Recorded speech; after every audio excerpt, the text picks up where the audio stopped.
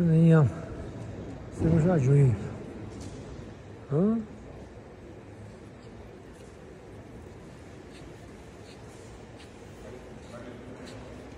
Это москвичка. То настоящая москвичка. Первый раз видели, да, там? Я была в этом павильоне, когда его только открыли. У нас был здесь финал медиафорума «Топ-блог». Я была в тот год победителем «Топ-блога», и нас привели всей нашей группой, людей, которые участвовали в конкурсе «Топ-блог», на экскурсию в павильон. Мы были буквально первыми посетителями его. Это было в 2003 году, в ноябре. Да. Она как? Анже Юрий Алексеевич Гагарин. Эй, да? Не.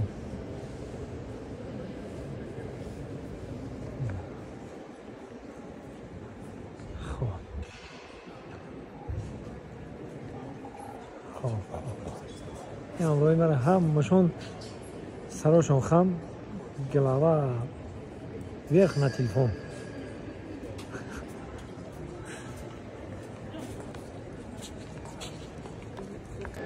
گفتم که همین تراتور جای یوری الکسیش گاگارینه اینا. این دیگه یوری الکسیش گاگارین بوده. هجرا با این خیلی میرچاکو داشتیم.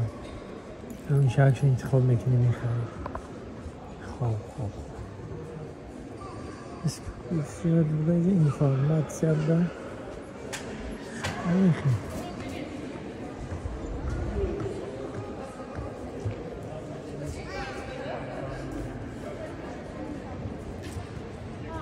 Вот так. Hello. Ну, я наблюдал в этом. Скорее всего, может быть, оно не выросло, а заново все пересадилось. Это в Риге есть. Года 3, наверное, только виноградники, а сейчас уже вот их прям много. Еще основного большого меганома не было. А это в районе меганома, да? Виноградники? Нет, это сама таблица показывает. Таврида, ну, от меганома здесь 15 минут идти. Да? من نمیدونم ای بیرون نمور گرفتم نگرفتم اونجا اتم نوشته گیرم اما که ما بیلت اتم گرفتیم این درودا خیلی اتم اختون میدونیم خیلی اما که داریم که همه بدونیم اما اتم پیش بگیم من میدونم چه اتم همه قشن میدونم که اتم اون میگفتن که بمبای اتمی که بدونیم همه سیوز میگم اون میگه که جای میدونیم میگم من بلیت دادم ها؟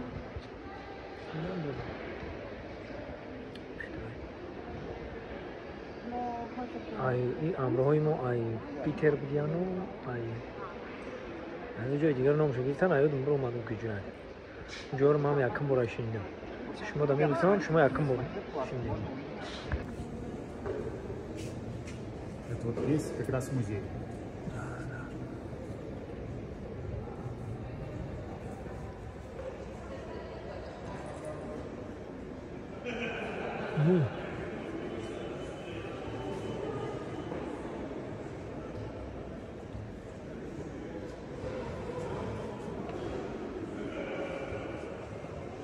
Я атом. 400 тысяч человек.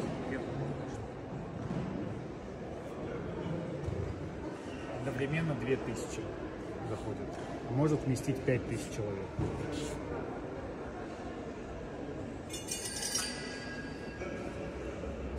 Анастасия, сегодня я буду вашим экскурсоводом и добро пожаловать в наш музей «Атом». Как вы думаете, сколько в этом здании этажей? 7. Да, 6. правильно, 7 этажей, 4 над землей и 3 под землей. Сегодня мы с вами поговорим об истории атомной промышленности, поговорим про атомные мечтания, про создание атомного оружия и настоящей нашей атомной энергетики. И прежде чем мы с вами спустимся вниз, давайте немножко с вами поговорим про атом. Перед нами находится художественное воплощение модели атома. А кто-то помнит, из чего состоит атом? Атом это бомба, да? Взрыв. Так, но об этом мы с вами тоже поговорим, да. А вы помните, из каких частиц состоит атом? ничего страшного, давайте все с вами вспоминать. Итак, в самом центре находится ядро. Наши шарики – это положительно заряженные протоны и нейтрально заряженные нейтроны, а вокруг на металлических орбиталях находятся отрицательно заряженные электроны. В ходе нашего путешествия нам потребуется знание о таком важном элементе, как уран, и двух его основных изотопах – уран-238 и уран-235. Итак, уран-238 нам нужен для создания, по сути, новой начинки нашего атомного оружия. Если мы в этот уран-238 добавим еще один нейтрон, то через какой-то момент наш уран превратится в новый элемент плутоний, начинка нашего атомного оружия. А вот уран-235 при добавлении сюда нейтрона, реакция совсем иная. Ядро расходится на две неровные части, вылетает несколько нейтронов и запускает цепную реакцию. Это выделение энергии. А вот эта энергия нужна для работы уже реактора на атомной станции. Итак, хорошо, не переживайте, если вы что-то не запомнили, мы с вами много раз сегодня это повторим. А пока что давайте брать с собой хорошее настроение. Спускаемся с вами сразу на минус 3-й этаж, буквально на 18 метров под землю. Пойдемте со мной дальше через ленту.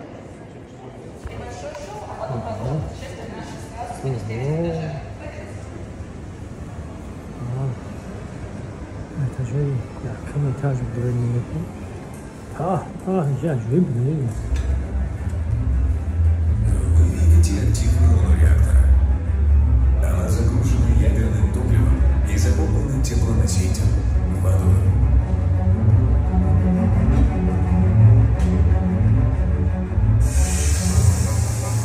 Включились главные циркуляционные насосы, и теплоноситель начал циркулировать сквозь активную зону. Извлекаются стержни управления и защиты. Ядерная реакция началась.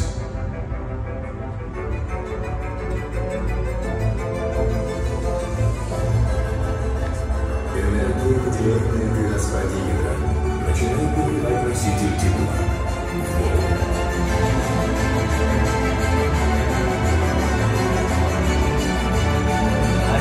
Acayip.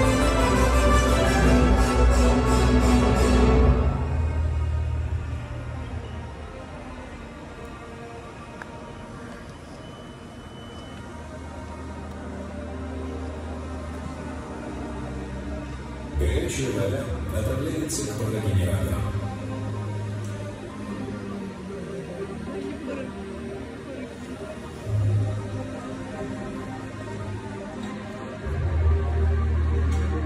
Энергия, созданная ядерной реакцией, превращает воду в пар.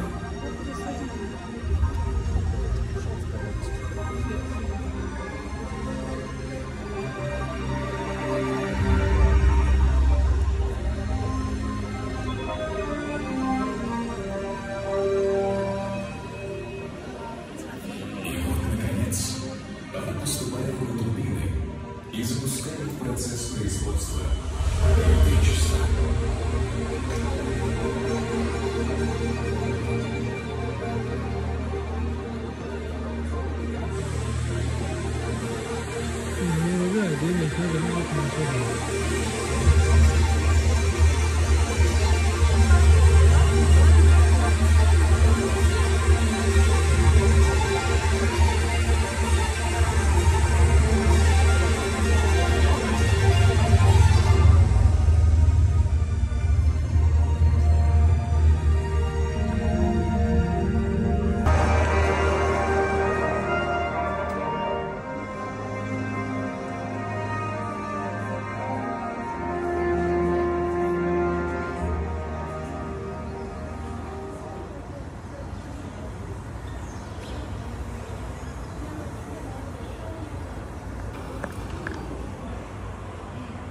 مخصوص برای اینستاگرام گرفتیم که تماشا کنین. اینجا جای اتم اتم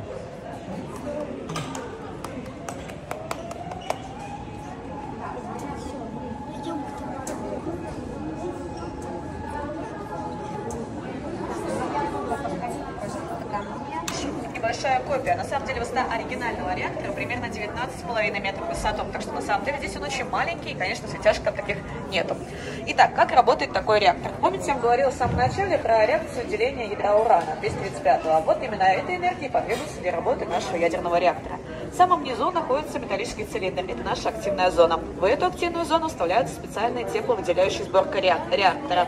На самом деле очень длинные, металлические. То мы вставляем их в активную зону в количестве 163 штуки. Там находятся маленькие-маленькие урановые таблеточки, примерно вот такого вот размера. Полной сборки реактора, значит, почти 18 миллионов штук. Когда происходит реакция деления ядра урана, нагревается вода в активной зоне и на первом контуре воды. Температура воды на первом контуре примерно 300 с лишним градусов. Однако, вопреки законам физики, пока в пар она не превращается. В трубах давление 160 атмосфер. Но только первый контур. واجهش که در اومدی گفتم پایان میفرین که پایان فرین میشه که پایان میفرین حتی در کنار اواتار ریس میکنید پایان ها رو بین اوه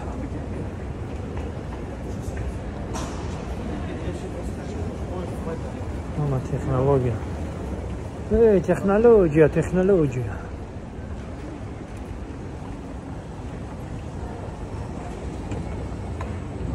Modestin, modestin.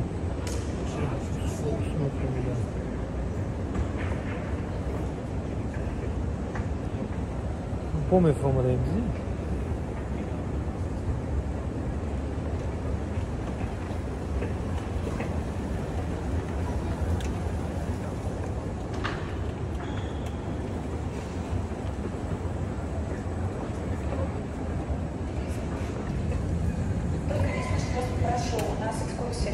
Интеллектуальной собственностью, поэтому прям все с ними, к сожалению, невозможно будет. Буквально небольшими видео. Хорошо? Все, спасибо вам большое. Итак, пойдем сами начнем, поговорим сами об истории атомной промышленности, о том, с чего же все начиналось.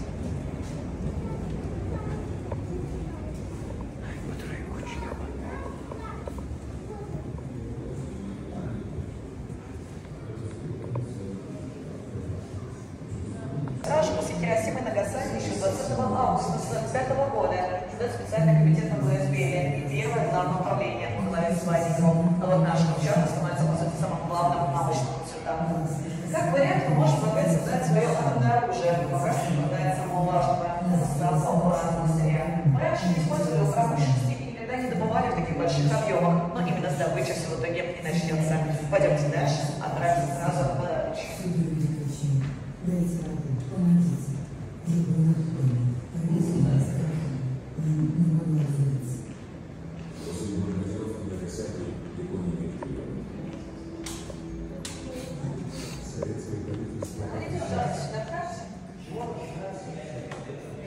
Приемное начало войны разработка урана возобновляется 28 сентября 1942 года, начинается поиски месторождений. Но понимаете, это 40-е годы. Конечно, всегда не было тогда хорошего оборудования, приходилось всегда буквально голыми руками добывать наше сырье. А из трудно доступных участков его все возили на верблюдах и ишаках. Но работа все-таки шла. Обратите внимание сюда на карту. Наше месторождение находится в основном в Средней Азии под Ташкентом. Отдельно выведены сами месторождения. Кстати, тут есть интересное месторождение Туян-Муюн. Это единственное месторождение в царской России, где уже тогда добывали уран. Но пока что, конечно, были очень маленькие. Есть одна проблема с этой добычей. На самом деле, прежде чем создавать свое атомное оружие, по планам ученых необходимо создать первый экспериментальный реактор. Зачем он нам нужен? Помните, та самая первая реакция с ураном? Я вам говорила, есть одна для получения энергии, это была современность, это наша работа нашего реактора. А вторая – это 238 доза урана, а уже для получения оружия по плодородию. Вот как раз для этого потребуется наш реактор, чтобы посмотреть один элемент другой. Но для запуска такого реактора урана почищенного сырья в Париже очень долго для добычи. Но этот реактор нужно к концу 1946 года, а если удастся наработать как времени хотя бы половину урана здесь месторождения, это будет на самом деле большой успех. Но ученые выходят в ситуации иначе. Подсказка находится буквально в этом зале. Как думаете, на каком языке написано на этих вагонах? Русском. На немецком, да, все верно. Это отсылается нас к Германии нового периода. На самом деле в Германии тоже был свой атомный проект, но, к счастью для нас, они пошли по другому пути, банально, ничего не получилось. Но после этого проекта останется сырье, оборудование и, соответственно, немецкие ученые, которые понимают, что все работает. Сотрудники лаборатории назвали лишние регистрации военных форм, что и Германия находится на одном складу больше 100 тонн очищенного уранового сырья. Ну, будет сложиться, как военные трофеи, даже часть наоборот. Наши ученые и геологи помогают нашим разработкам. Большой рост играет советская разведка. Но почему сейчас, после военного времени? Что может быть это? Сидяйку.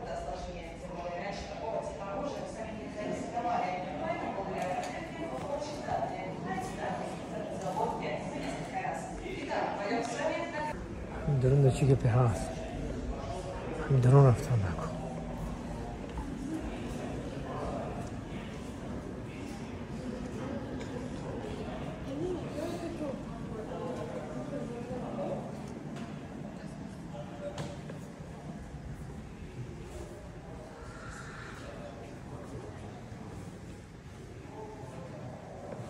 Только осторожно со вспышкой, будет очень много бликов потом на видео. Поэтому лучше вспышку отключить. Большие записки. Как работает советская разведка? Операция называется «Энормис», то есть мы с вами параллельно направляем разведчиков в разные страны, и они как бы по крупицам собирают информацию. Но, понятное дело, если эта разведчика не видит, это как не понимаешь, что написано в этих документах, и нужна была помощь со стороны. Таким человеком станет талантливый немецкий ученый Клаус Фукс, который очень сильно поможет нашей разведке. Обратите внимание на его портрет. Фукс был коммунистом, еще во время войны понимает, такое мощное оружие не должно принадлежать только одной стране, везде должно быть свое равновесие. Он связывается с нашей разведкой, начинает передавать данные, но лишь до определенного момента. В какой-то момент перебрасывает Манхэттенский проект США, тот самый, который изготовил те самые первые 3 бомбы. Кстати, сзади вас находится на стене фотография первой американской бомбы. Штучка, или, как видно, в оригинале называли гаджет. Потом в начале 45-го он снова выходит на связь, но так до 50-х. А 50-х его связь уже разведка США. Но не бойтесь за нашего героя, жив и невредим, отсидите несколько лет, его даже освободят досрочно. Но за это время оказывается, что он передавал данные не только о наличии оружия другой стороны, но и по сути о том, как это изготавливали и даже испытывали. Данные уходят разведке, она отсеивает ненужное, а потом все уходит на стол Берия или Курчатова. Итак, раз данные вы сами получили, пришло время отправиться на наши секретные предприятия и лаборатории. Так что, пожалуйста, приготовьте удостоверение личности. Мы идем через контрольно-пропускной пункт. Пойдемте дальше.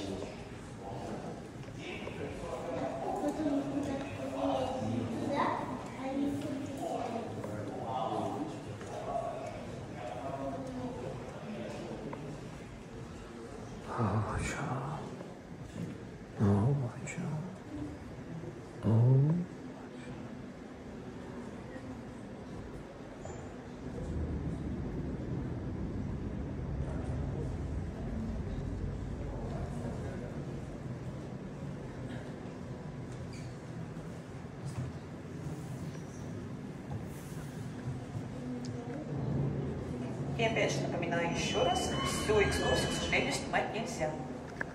Хорошо. Сейчас мы с вами находимся в Ленинской области.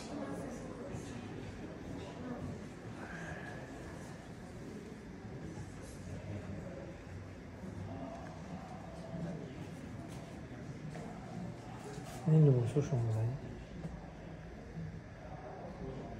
Вы можете не ждать, все, какие все. Я поняла, хорошо. Итак, Челябинская область, ныне город Озерск. Там построят комбинат 817 «Маяк» и будет находиться средства на производство. Первое, главное, наше сердце – это реактор А, уже промышленного типа, больше нарабатывает большое количество плутония. Да, во-первых, плутоний в полусфер нашей будущей бомбы. Работает это прекрасно, но стоит поговорить на самом деле и об условиях труда того периода.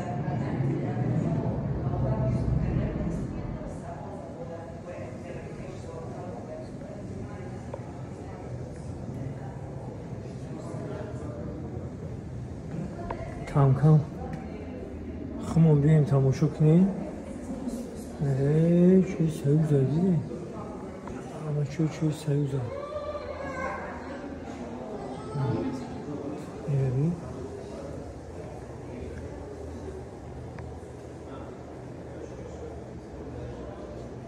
اتمی بمب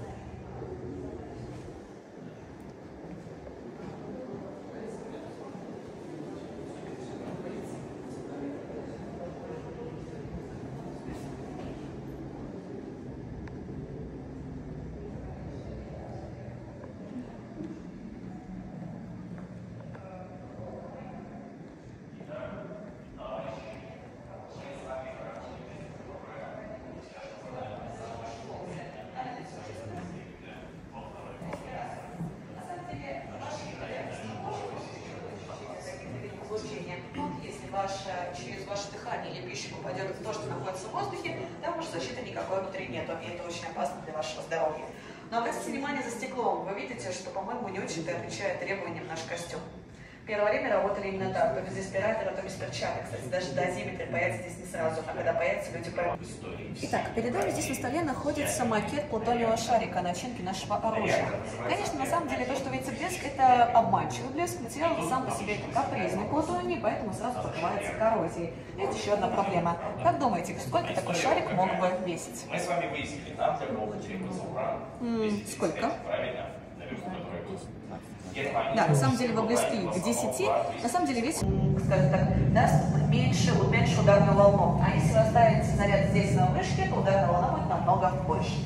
Испытание проходит 29 августа 1949 года в 7 утра. Но, конечно, слышно, как мы сами сейчас никто не увидит.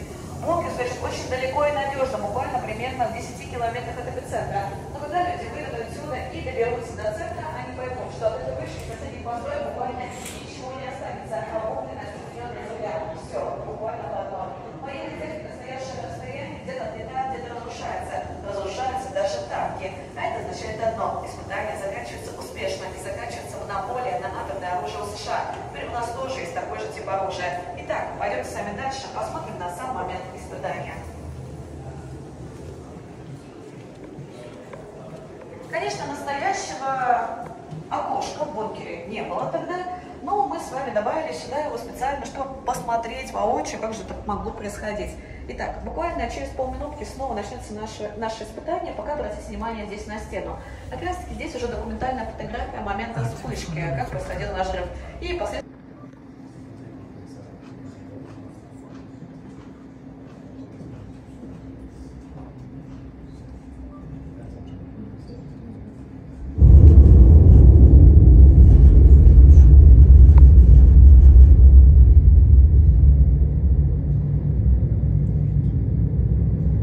Это да.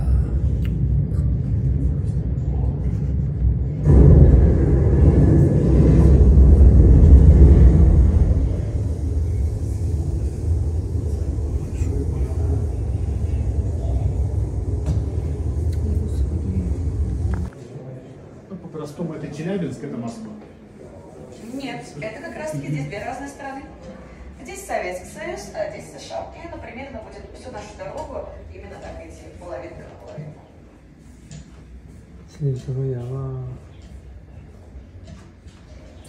Меняется быт, налаживается. Ух ты!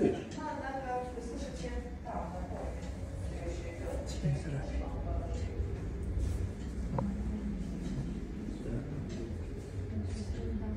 Вот самое интересное. Но я не пробовал, но вот уже интересно. Можно загуглить. Ну, это как и тут же Иван чай там и прочее заваривали травы. Скорее всего, поняли, что и если мелко-мелко морковку сделать, то она будет цвет создавать, этот красный, наверное. Группа РСО, пожалуйста, догоняйте вашего экскурсовода. Маленькая группа вместе остается. Это здесь не просто так. Потому что это 57 год. В этом году сами запустили космос. Да, может быть, там победили. Но если обратите внимание здесь на количество боеголовок, вы поймете, насколько уже колоссальная разница в этот момент времени. Продвигаемся с вами дальше. 60-й год. Да, успевает американский самолет «Авдеевич», конечно. Что будет ярости? В 61-м году все резко поменяется.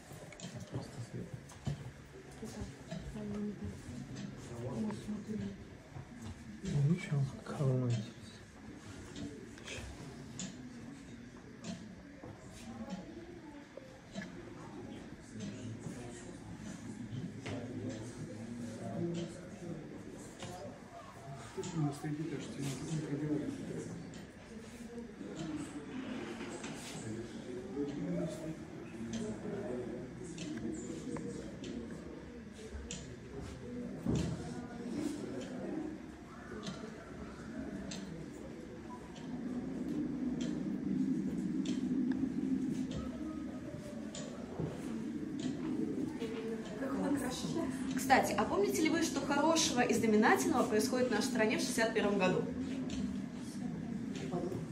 Да, все верно. полетит первый человек в космос. Да, мы там снова победили. Но обратите внимание сейчас на стены. Разница, конечно, уже просто колоссальная. Но именно в этом году наши ученые предлагают Хрущеву испытать бомбу мощностью около 100 мегатонн. Чтобы вы понимали разницу.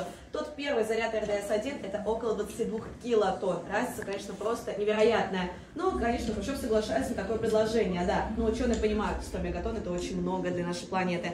А если просто мы с вами разрушим экосистему? Мощность, конечно, будет уменьшена в 2 раза, но испытания все равно проведут, теперь уже на совсем другом полигоне, архипелаге Новая Земля. Итак, мы с вами сейчас передвигаемся через кинозал сразу к той самой царь-бомбе. Пойдемте дальше.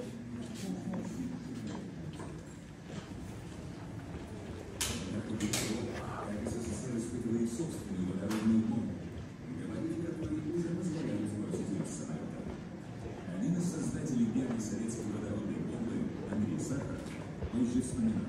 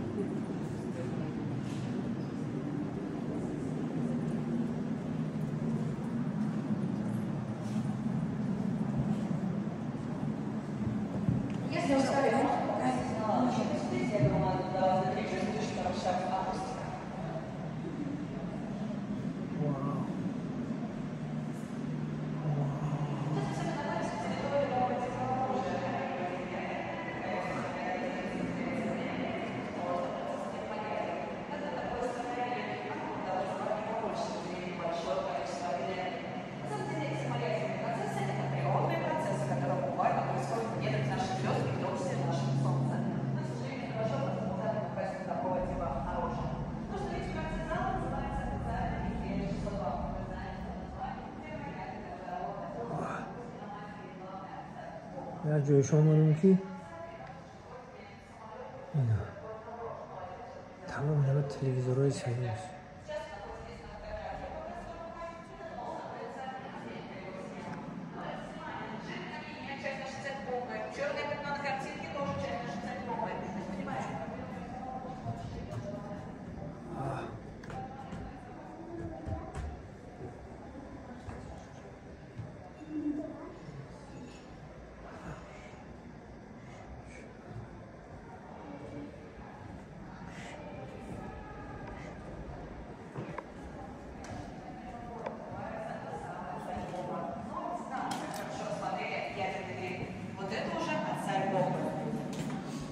Говорят, что высота этого гриба примерно как 7 Гималаев в высоту, а вот акустическая инфразвуковая волна нагибает Землю трижды.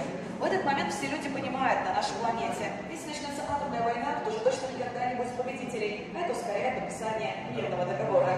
Итак, пойдем со мной дальше и сразу подпишем наш договор. Пойдемте.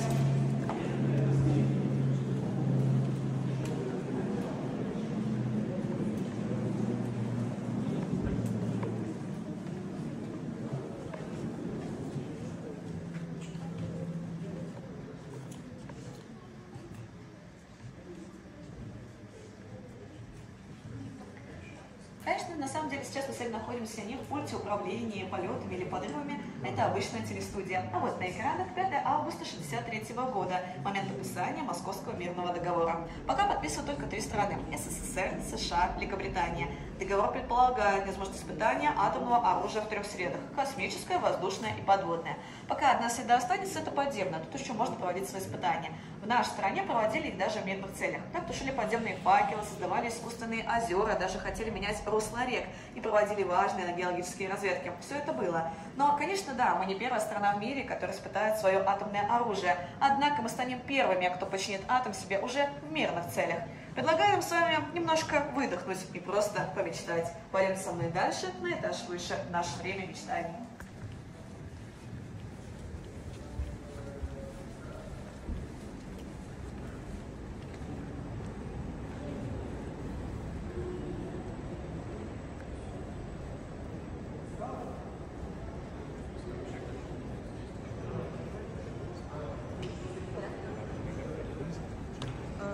Не должны, иначе мы с вами просто не успеем. Может быть, хотите пройтись быстренько, если хотите фотографироваться, а потом двигаться наверх уже дальше. Там будка классная для... Ну да, но просто по времени вы просто не успеете, да.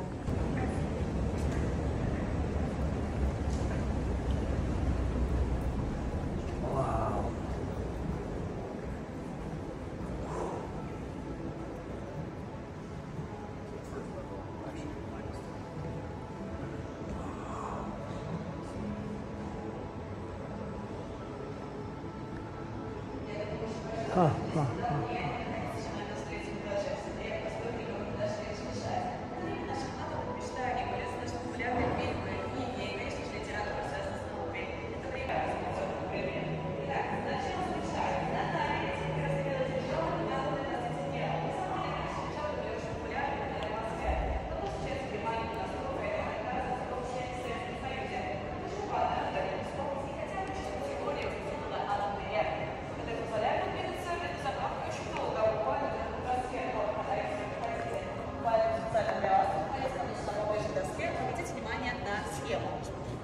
Специально для вас на этом дирижабле находится вертолетная площадка, ангар для самолета, ангар для автомобиля, верхний зал для концерта и ресторана.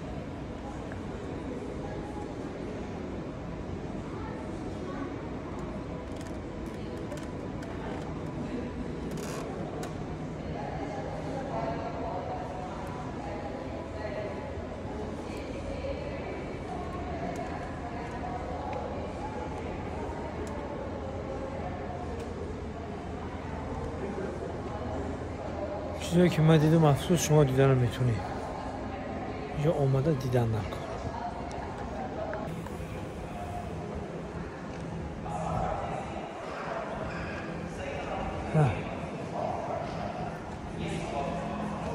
من پایان 3D تماشا کردم، 3D رو تماشا کردم. با که حلاوت میبریم 3D بود، 5D بود، میزنم.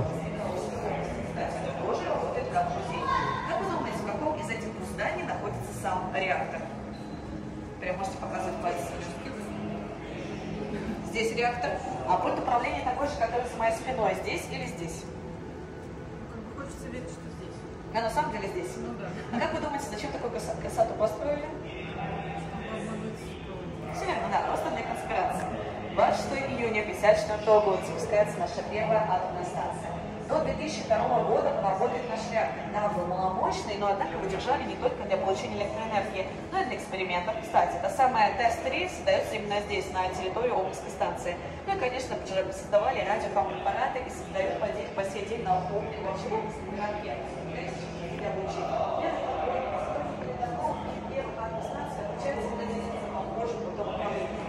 Спасибо. Ну что же, мы с вами отправляемся на обед. Анастасия, у нас Еще раз, атом у нас в мире один из главных атомных компаний. خیلی این اتم هم تماشا کردیم و خودمون چیزی بود گرفتیم با درش